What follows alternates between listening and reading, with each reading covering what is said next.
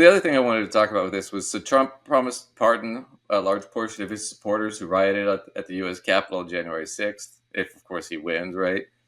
But this is the big one. He inserted himself into negotiations over the debt ceiling and refused to answer if he'd sign a national abortion ban.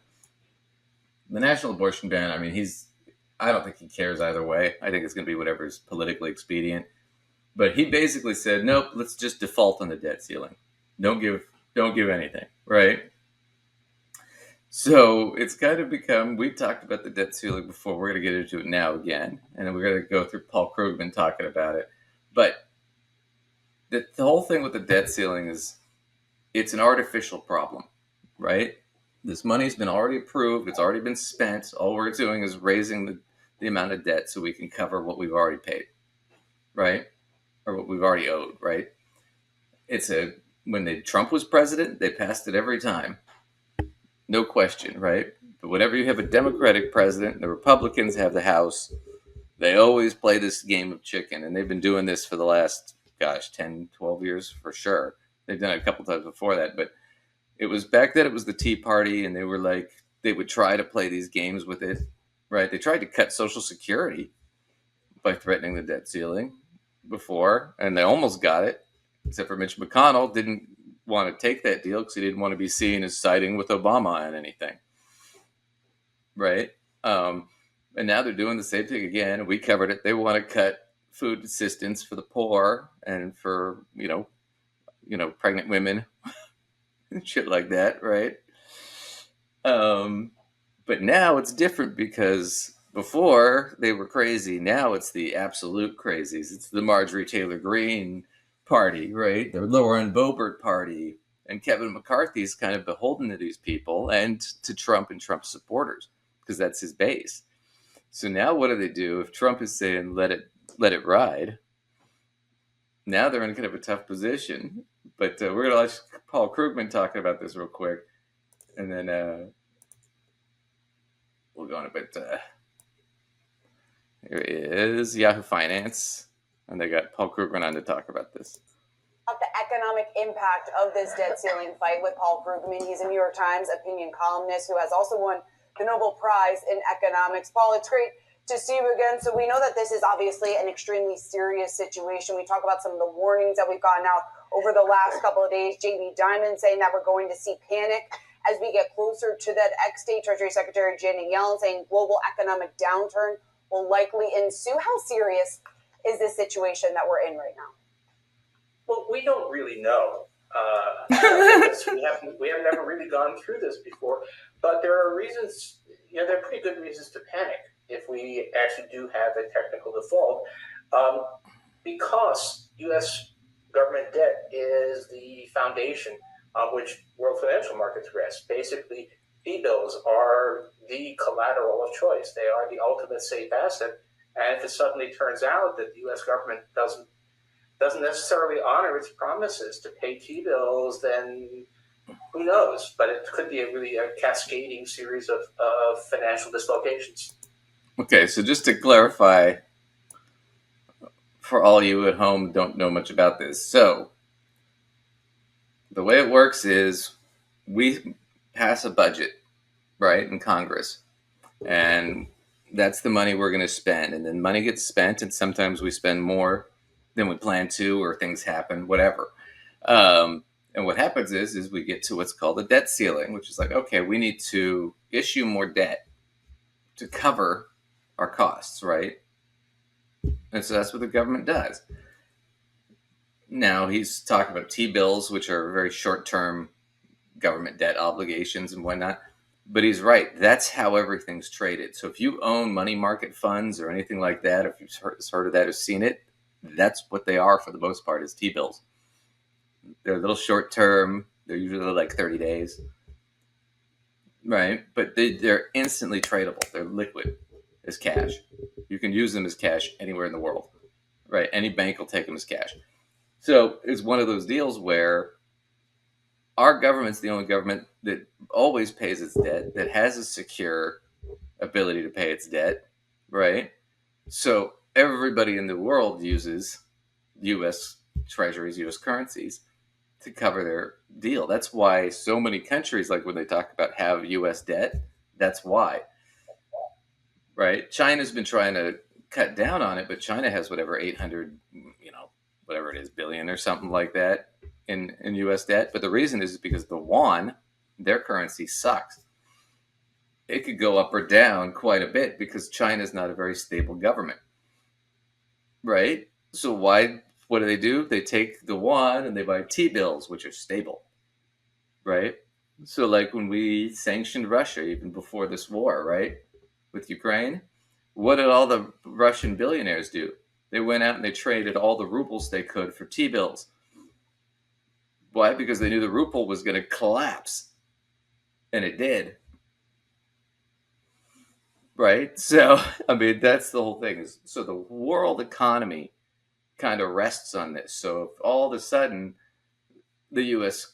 currency isn't stable, T-bills aren't stable anymore, then you're talking about global catastrophe. You're talking about international recessions, right? On top of the fact that we already talked about the Fed is worried about inflation and they're pushing a recession.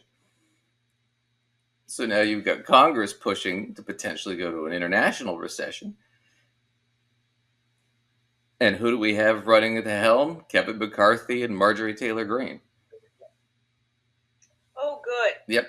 It's basically like riding a psychotic horse into a burning stable at this point. So Paul Krugman sitting there being calm, going, I don't really know what's going to happen. Man. Yeah, the lunatics are running the asylum. Yeah. Kind of makes me wish I'd put something. Some vodka in there or something. Juice in this thing, man. I wish I could tell you this was a real cocktail because that kind of makes me nervous. Yeah. Let's watch a little bit more of this because he's doing a good assessment, but he's also, I think, trying to hold back a little bit because he doesn't want to make people paranoid, right? But he's also sitting there thinking, kind of hard to know what the crazies are going to do at this point, you know? Well, and Paul, some would argue that the reputation has already been damaged, regardless of whether we go past that X date or not.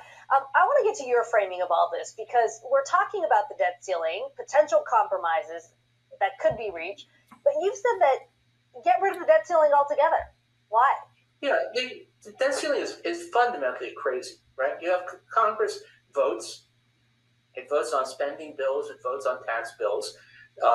The end result of those bills is whatever happens to the budget deficit, and the U.S. government, if it's a deficit, has to borrow. And then Congress votes again on whether to allow the borrowing that is required by its own legislation. So you're basically getting, I think that someone's analogy was that it's like ordering a meal at a restaurant. You order everything, it's prepared, it's all about to be delivered to your table. Then you say, no, I'm not going to pay the credit card bill, and I'm walking out of the restaurant. That's not, that's an insane second step. None of this is about fundamental decisions about spending or taxing or the budget deficit. This is all about whether, for political reasons, the party that controls one house of Congress can force the U.S. to renege on promises it's already made. So then, Paul, that's it. You nailed it. I mean, it's kind of hard to go any further than that, but that's what's going on. And it's always the Republicans that do this shit. That's a great example. He's always like, they've already agreed to do this. They've already passed the bill to pay for all this. All this money has been approved. They approved it. And he's like, they're right. Now that the food's arrived at the table, they're saying, we don't want to pay the check. Unless we cut food stamps for the poor or something. Right? Yeah, his analogy was really made it pretty clear. Well, yeah, it's even worse. This is like the one person, the poor person at the table who just has the small salad and a glass of water, and you're sitting there saying, "No, I want them to get rid of their salad because I'm not paying for that." Right? Even though we all agreed. No, I still want my two steaks. I'm still getting my two steaks, right? But But their side salad's gotta go. Fuck them. They can fill up on bread. Right? Oh man. It's like, what was I never really watched that show, but I did watch one episode of Friends where they go to dinner, and of course, three of them are a lot wealthier, make more money than the other three. And there's a point where they get to the check, and they're like, "Hell, let's split the check evenly." And of course, the three that don't make as much money, you're all looking at each other, shaking their heads and sighing, and they're like, "What?" They're like, "You guys pick a restaurant you know we can't afford. Then we come here, we don't, we order salads because that's all we can afford, right? And then you guys want to split the check evenly after you just spent $100 on a fucking, meal, and I spent $15 on a salad." It's like, no, that's not reasonable. It's like, I'm not doing that. Yep. It's like that friend you go out with and they want to split the bill, and it's like, dude, you had 4 glasses of wine. It's like $80. I literally never try to split the bill 50-50 unless we literally basically ordered the same dollar amount. Yeah. Because I have been the person in the past that was really calculating how much I was spending, so I don't want to put other people in that position. No. I mean, it depends on how long you've known your friend and if everybody's cool with it. But it's like, yeah. But if we're talking, once again, my point was, in the analogy, we're talking about who's getting cut here. Poor people. Right. That's who's getting. They want to cut. They don't want to cut the rich. They want to cut poor people, and they're going to hold everybody else hostage at the table. Right? Until they get that, and that's what they're trying to do. All right. If that were to be fact, or if we were to see that happen, then how should Congress then, I guess, handle the government's borrowing limit, or really the government's borrowing then going forward if there's nothing keeping it in check? Well, but there is. I mean, the government can't spend anything that hasn't been voted by Congress. Joe Biden can't go out and say, okay, I'm going to offer Medicare for all because I feel like it. It would have to pass that through Congress, which is not going to happen, by the way.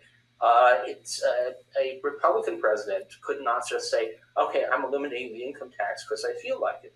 Congress would have to vote to do that. So removing the debt ceiling, I mean, nobody else has anything like this. This is a crazy kind of double jeopardy on government operations that makes no sense at all. The power of the purse rests with Congress, and it does not come from the debt ceiling. It comes from the fact that spending and taxing must be authorized by legislation. I think he just nailed it. There really is no reason to have this and have to go through this stupid game every couple of years or every year and a half, whatever it is. He's right. You already approved it.